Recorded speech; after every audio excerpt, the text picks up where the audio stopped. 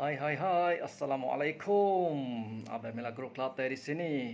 Okey, nak tahu tak rahsia pokok berbuah lebat dan buahnya rasa sedap, manis, rangup. Okey.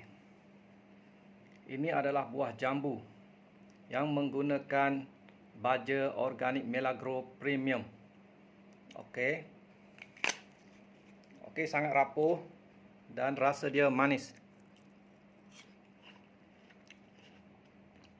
Rasa dia manis, rapuh, buah tidak berulat. Memang sedap.